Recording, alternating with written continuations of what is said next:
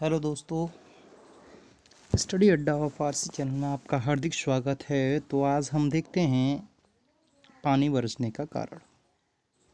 क्या देखते हैं? पानी बरसने का कारण। तो चलिए चलते हैं गाइस। आज हम सबसे पहले देखेंगे पानी बरसने के मुख्य कारण क्या क्या होते हैं। तो आइए चलते हैं।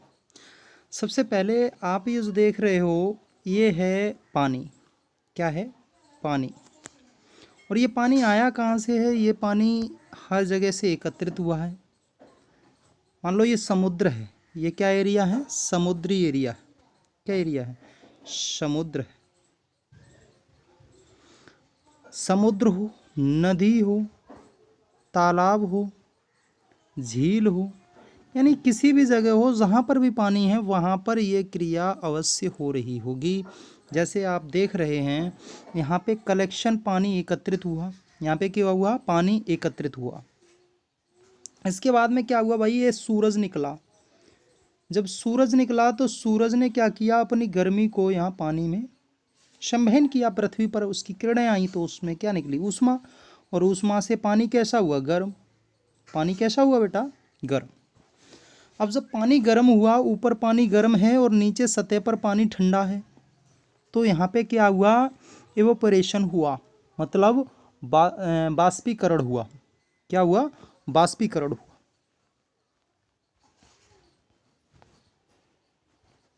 क्या हुआ? बाष्पीकरण हुआ। अब जब बाष्पीकरण हुआ तो ये पानी यहाँ से उठा, थोड़ा थोड़ा पानी यहाँ से उठा और ये समतल में यानी जाकर के आकाश में एकत्रित हो गया। जब पानी यहाँ एकत्रित हो गया तो हमने क्या किया? यहाँ कंडेंशन हो गया। क्या हो गया? कंडेंसन हो गया। यहाँ दबाव बन गया, नीचे से भी दबाव बन गया, ऊपर से भी दबाव बन गया। अब ये ठोस हो गया। अब ये किस में हो गया? ठोस हो गया, मतलब दबाव के लिए ये दब गया और ये हवा के साथ वहन करने लगा, वहीं पर बहने लगा। वरना अगर ऊपर से दबाव नहीं होता, नीचे से भी दबाव नहीं होता, तो ऊपर जाके रुक जाता। ऊपर जाके क्या कर जाता? रुक जाता।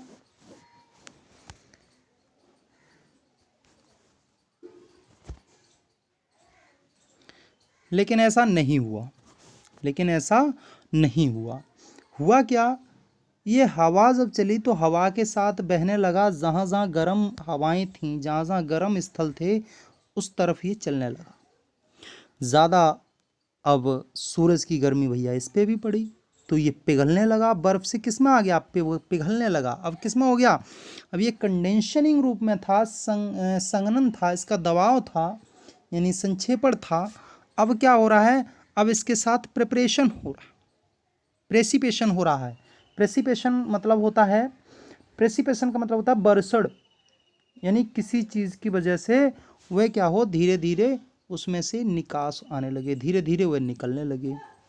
राइट। अब क्या हुआ भाई? ये पानी यहाँ से गया और इधर को बरसा और इधर से कुछ दिन आकाश में घूमा और बर्फ बना, ठोस बना और ठोस बन के नीचे आ गया। किसके रूप में? पानी के रूप में, बर्फ के रूप में। आपने देखा होगा ओले गिरते हैं। देखिए, दिखाऊं मैं तुम्हें। ये दिक्कत हो रही है। चलो मैं तुम्हें ओले दिखाता हूँ। ओले कभी कभी क्या होता है, वो इस रूप में भी आ जाता है, ओले के भी रूप में आ जाता है। अब जब ओले के भी रूप में आ जाता है तो ऊपर तो बर्फ ही है, तभी तो ये दबाव की वजह से ऊपर से ज़्यादा दबाव बढ़ा, टूटा, आपस में टकराया, टूटा दबाव के कारण। अब वह नीचे आ गया। जब छोटा छोटा टुकड़े हो गए तब वो क्या होगा? नीचे आ गया। जब नीचे आ गया तो बर्फ़ बन के आ गया और फिर क्या हुआ? ये पानी बन के आ गया। ये देख रहे हो आप, ये रहा पानी, ये बरस रहा है पानी भाई। अब ये पानी के रूप में आ गया, है ना। वाटर ट्रेवलिंग यहाँ से हुई, यहाँ से ऐसा आ गया। अब ये फिर ज़मीन पे आ रहा भाई, दोबारा से ज़मीन पे आ गया। ठीक है। ये जो पानी की यात्रा होती है, जो आप एक इसका क्या होता है, एक सबसे बड़ी चीज़ होती है बाष्पीकरण। ये भाप बन के उड़ा। उसके बाद इसके साथ दूसरी क्रिया होती है संघनन, दबाव। यहाँ पे दबाव बन जाता है, नीचे से भी दबाव बनता है और ऊपर से भी दबाव बनता है, तो वो वहीं बीच में टिक जाता है। उसके बाद इसके साथ क्या होता है? बाष्पोत्सर्जन होता है, यानी ट्रांसपिरेशन होता है। अब ट्रांसपिरेशन कैसे होगा? अभी ये ठोस हो गया, अब ट्रांसपिरेशन हो रहा है, गल गल के नीचे आ रहा है, थोड़ा थोड़ा नीचे आ रहा है, फिर ये भूमि पर आ गया, फिर ये ज़मीन पर आ गया, राइट। अब ये फिर यहाँ पे एकत्रित हो गया। तो गाइस बात ये है कि अब ये पानी वर्षा, अब ये जब पानी वर्षा तो हमारे घरों पर वर्षा, लेकिन हमारे घर पक्के होने के कारण सीधा सीधा ये कहा गया समुद्र में। कहाँ चला गया? समुद्र में चला गया। अब जब समुद्र में चला गया तो अभी हमारे साथ सबसे बड़ी समस्या आ रही है जल बचाने की। तो देखा होगा तुमने, हमारे यहाँ जो घर बनते हैं उनमें सबसे बड़ी भूमिका की जाती है पानी को बचाने के लिए। ये देखो टैंक बना है, ये पंप बना है, ये गार्ड बना है, ये देखो पाइप बना है। तो यहाँ सब पानी एकत्रित किया जा रहा है, रेन वाटर पानी एकत्रित किया जा रहा है, और ये पानी इधर उधर बह करके इस पेड़ की जड़ों को मिल रहा है। जैसा कि मैं आपको दिखाने की कोशिश करूँगा तो आप समझ जाएंगे कि किस प्रकार से हमारे यहाँ, देखिए ये पंप्ड वेल है, हम टेबुल के द्वारा ये पानी निकाल लेते हैं बाहर। ये पानी एकत्रित कैसे होता है? ये रिचार्ज एरिया है, रिचार्ज एरिया है। कैसी एरिया है? रिचार्ज एरिया, मतलब यहाँ पे पानी एकत्रित ही है। यहाँ पे पानी कैसा है? एकत्रित है।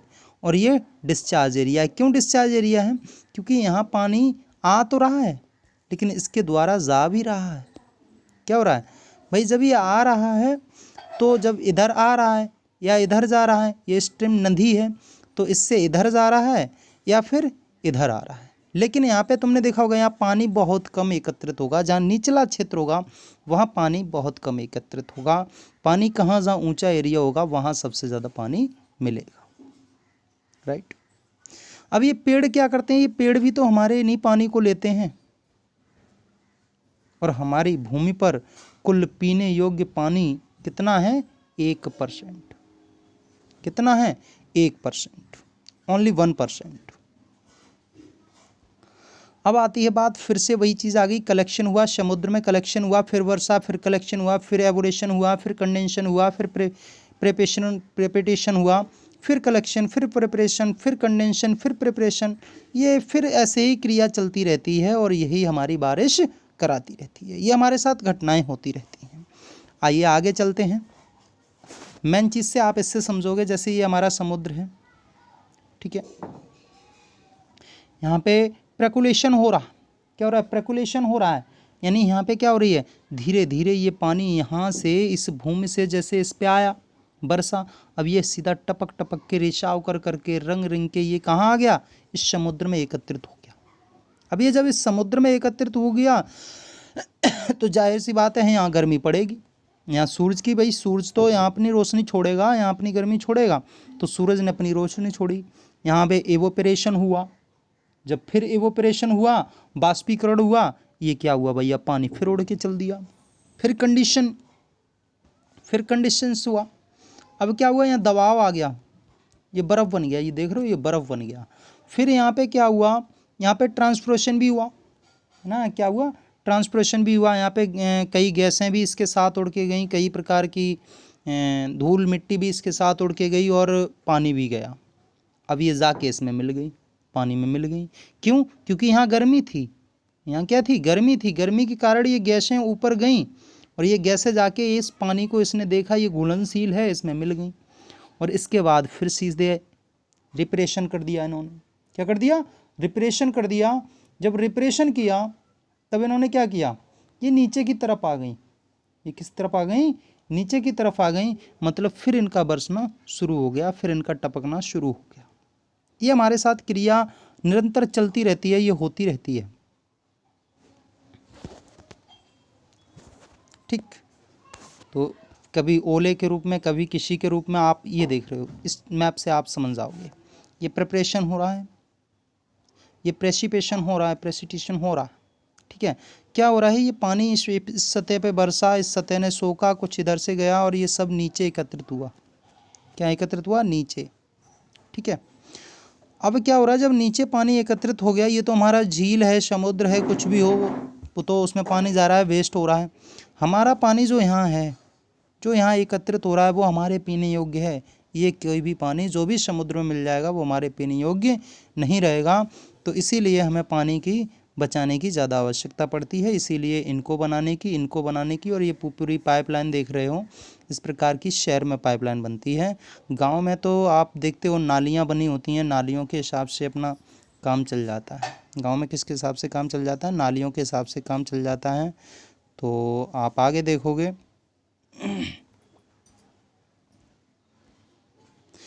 ये पानी बरसता है, ऊपर से काफ़ी बड़े बड़े बूंद आते हैं, नीचे आते आते वो छोटे हो जाते हैं।